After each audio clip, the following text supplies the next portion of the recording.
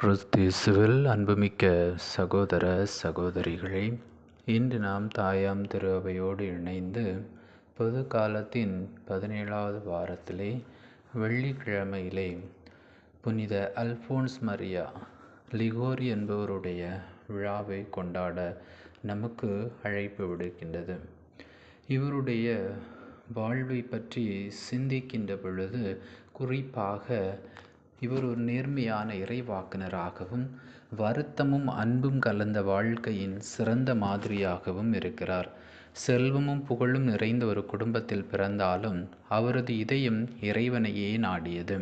ஒரு திறமையான வழக்கறிஞராக இருந்த அவர் உலக வாழ்க்கையின் மாயையை உணர்ந்து தனது வாழ்நாளை முழுமையாக கடவுளுக்கு அர்ப்பணிக்க தீர்மானித்தார். அவர் நிறுவிய congregation of the most holy redeemer சபையானது தாழ்த்தப்பட்ட மக்களுக்காக ஏற்படுத்தப்பட்ட ஒன்றாக இருக்கிறது. இவர் எழுதிய க்ளோரிஸ் ஆஃப் மேரி மற்றும் மாரல் தியாலஜி போன்ற நூல்கள் ஆன்மீக வாழ்வின் ஒளியூட்டும் விளக்கங்களாக திகழ்கின்றன. அவரது வாழ்வு தனக்கு வந்த உடல் வலிகளையும் மனிதர்களின் விரோதத்தையும் பொறுத்து கடவுளின் கிருபையில் ஒளிந்திருக்கும் வழிகளை நமக்கு காட்டுகிறது. சாந்தியும் அமைதியும் கருணையும் உண்மையும் அவரது வார்த்தைகளிலும் செயல்களிலும் வெளிப்பட்டன. அவர் கூறிய முக்கியமான செய்தி, நீங்கள் ஜெபிக்கவில்லை என்றால் நீங்கள் மீட்படைய முடியாது. இது அவரது ஜெப வாழ்வின் ஆழத்தையும் இறைவனை நாடும் மனப்பான்மையும் நமக்கு சுட்டி காட்டுகிறது. புனித அல்போன்ஸ் லிகோரினுடைய வாழ்வை நான் திருக்குறளோடு ஒப்புமைப்படுத்த ஆசைப்படுகிறேன்.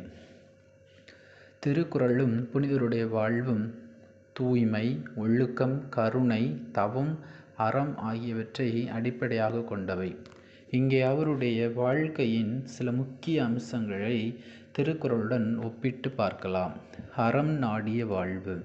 அல்போன்ஸ் லிகோரி தனது வழக்குரைஞர் வாழ்க்கையை துறந்து அறத்தை நாடி கடவுள் வழிக்கே சென்றார். திருக்குறள் அறத்துப்பால் குறள் 31.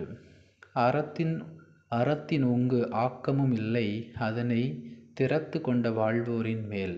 அறம் போன்ற பெரும் ஆக்கம் எதுவும் இல்லை, அதை நடத்தும் மக்கள் வாழ்வே உயர்ந்தது. ஒப்புமை. புனிதர் உலக வாழ்க்கையின் ஆக்கங்களை விலக்கி அறத்தையே வாழ்க்கையின் முன்னோடியான நோக்கமாக கொண்டார். இரண்டாவதாக, துறவறம் மேற்கொண்ட செயல்கள். அவர் புனித வாழ்விற்காக அனைத்து சொத்துக்களையும் பதவிகளையும் துறந்தார். திருக்குறள் துறவறவியல் குறள் 267. ஒழுக்கத்து நீத்தார் பெருமை இழுக்காற்று இயன்றது உலகத்துள் இல்லை. இதன் விளக்கம், ஒழுக்கத்தை பிடித்து துறவறம் மேற்கொண்டவர் பெருமை உலகில் வேறு எதனாலும் ஒப்பிட முடியாது. அவரது துறவறம் ஒழுக்கமும் தியாகமும் திருக்குறள் புகழும் துறவியின் மாதிரியே என்பதை எடுத்துரைக்கிறது. மூன்றாவதாக, தாழ்ந்த மக்களுக்கு சேவை. அல்போன்ஸ் கல்வி வாய்ப்புகள் இல்லாத கிராமப்புற மக்களுக்கு சென்று நற்செய்தியை எடுத்துரைத்தார். திருக்குறள் அரசியல் குறள் 215. இழிவரா காக்கும் பணிதல் சிறிதெனினும் வழிவந்த வாய்மை தரும்.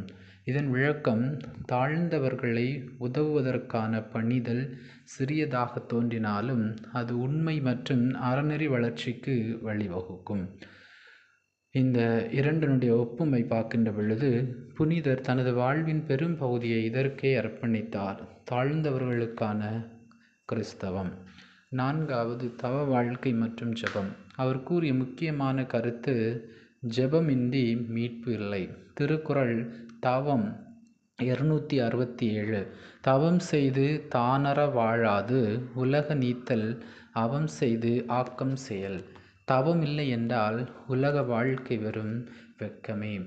புனிதர் தவமும் ஜெபமும் மூலம் ஆன்மீக வளர்ச்சி அடைந்தார். இறுதியாக, மன்னிப்பு மற்றும் இரக்கம். அவர் எழுதிய நூல்களில் கருணை மற்றும் இரக்கம் மிக முக்கியமானது.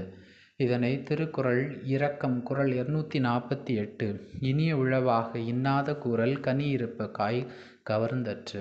இனியதை கூற முடிந்த போது காயமான வார்த்தை கூறுவது கனியை விட்டு காயை பறிப்பதை போன்றது.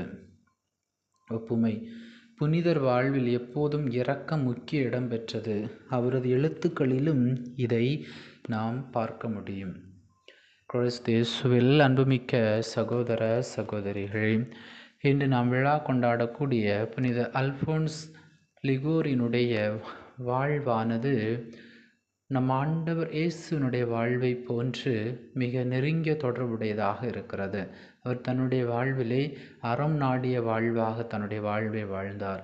துறவறம் மேற்கொண்டு தனக்கு இருந்த எல்லா விதமான சொத்துக்களையும் விட்டுவிட்டு ஆண்டவர் மீது பற்று கொண்டார். குறிப்பாக சமுதாயத்தில் ஓரங்கட்டப்பட்ட, ஒதுக்கப்பட்ட ஏழைகள், அனாதைகள், கைவிடப்பட்ட மக்களுக்காக தன்னுடைய வாழ்வை முழுவதையும் அர்ப்பணித்தார். அது மட்டும் இல்லாமல் ஜெபமின்றி மீட்பில்லை, ஜெபத்தின் வழியாகத்தான் நம்முடைய ஆன்மா மீட்படைய முடியும் என்பதை இவர் வெளிப்படுத்தியிருக்கிறார். எல்லாவற்றுக்கும் மேலாக மன்னிப்பு, இரக்கம் இவற்றின் வழியாகத்தான் நாம் கடவுளோடு ஒன்றிணை முடியும் என்பதையும் இவர் தன்னுடைய வாழ்வின் மூலமாக எடுத்து காட்டியிருக்கிறார். எனவே இப்பண்புகளை நாமும் நம்முடைய வாழ்க்கையிலே வாழ்வாக்குவோம். அல்போன்ஸ் மரிய லிகோரி போல ஆண்டவருடைய இதயத்தை தொடக்கூடியவர்களாக வாழ்வோம். அவ்வாறு வாழ்கின்ற பொழுது இறைவன் நம்மோடு ஒரு நிறைவாக ஆசீர்வதிப்பாராக. எல்லாம் வல்ல இறைவன், தந்தை, மகன், தூய ஆவியின் பெயராலே ஆமீன்.